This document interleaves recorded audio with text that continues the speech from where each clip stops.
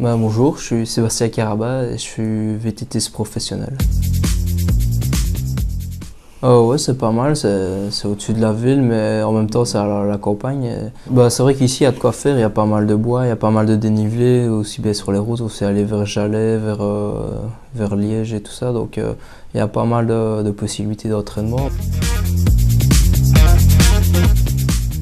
J'ai toujours fait beaucoup de sport, quoi. J'ai fait du tennis, du water polo, et puis j'ai commencé le vélo vers l'âge de 12 ans quand j'ai reçu mon premier VTT à l'âge de ma communion.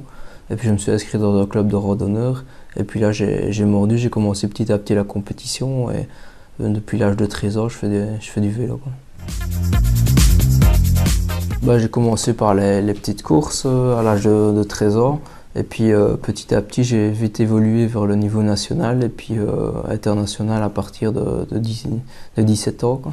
Et depuis, je voyage partout dans le monde pour faire les courses.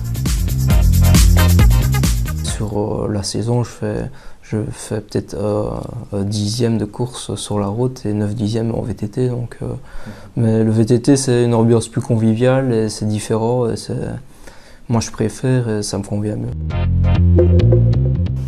Ici en Belgique, je suis un des seuls professionnels, donc il y a quelques Flamands, 2-3 maximum qui sont professionnels aussi, mais c'est plutôt sur base de sponsors privés ou alors un peu d'aide de l'équivalent de la DEPS. Mais ici, moi, j'ai une aide de la DEPS qui me permet d'être professionnel au niveau VTT. Je suis le seul à Wallonie.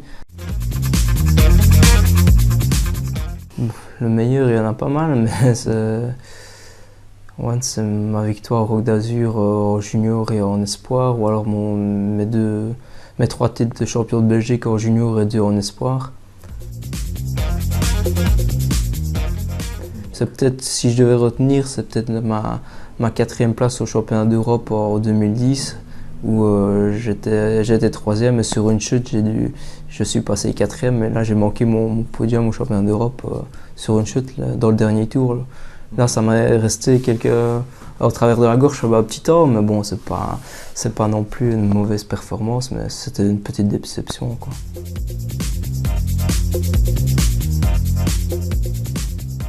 À partir du moment où on prend du plaisir à faire du vélo et à faire du vélo en compétition, c'est déjà un bon point. Il faut avant tout être motivé, aimer ce qu'on fait, et puis après le reste, ça suit tout seul.